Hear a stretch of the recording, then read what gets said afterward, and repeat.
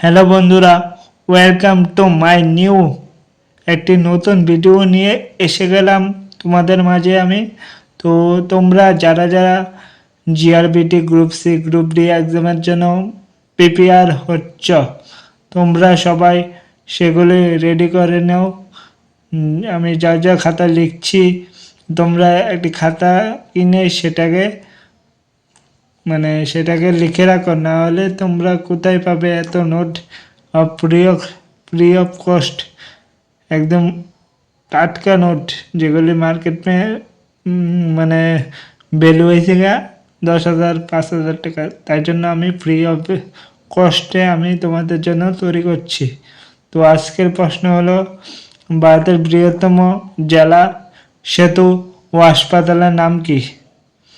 জেলা হয়েছে কচ্ছ জেলা, সেতু রবীন্দ্র সেতু, হাসপাতাল হয়েছে বিজি মেডিকেল, যেটা গুজরাটে অবস্থিত। ভারতের বৃহত্তম জেলা সেতু ও হাসপাতালের নাম।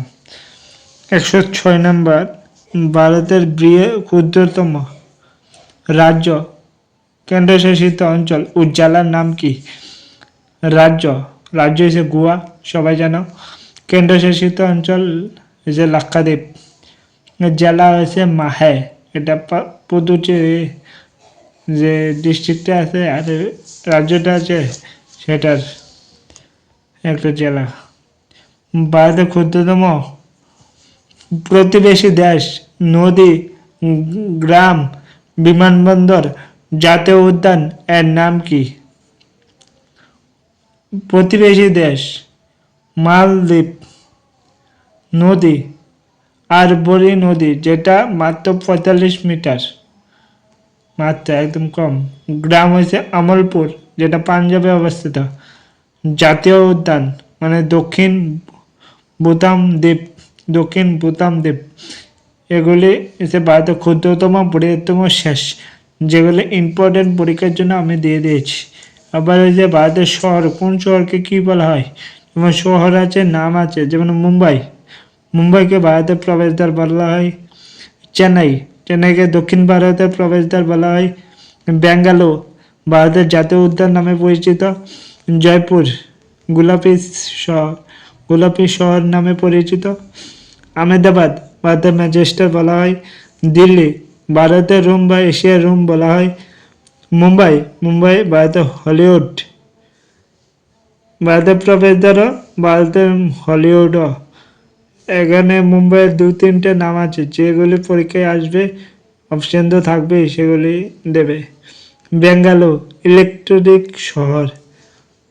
এবার এনে যে জাতীয় উদ্যানও ক, আবার ইলেকট্রনিক শহরও ক। হরিদ্বার মানে গঙ্গার প্রবেশদ্বার। আমি এই পর্যন্ত 106টি বা 110টির মতো কোশ্চেন দিয়েছি। তোমরা কারা কারা খাতায় লিখেছ কোশ্চেনগুলি একটু কমেন্ট করে জানিও। দেখবো আমার দেওয়া কোশ্চেনগুলি কারা কারা কোথা থেকে দেখছ।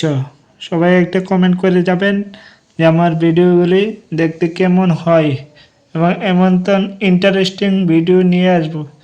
আমার কাছে কোনো কম্পিউটার নেই, তাই জন্য আমি এভাবে খাতায় লিখে দিচ্ছি।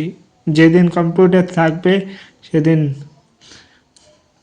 কম্পিউটারে করব, এবং বোর্ড থাকলে বোর্ডে করব একদিন। এই না শুরু, সবাই পাশে থাকবেন এবং চ্যানেলকে সাবস্ক্রাইব করে দেবেন। Thank you so much.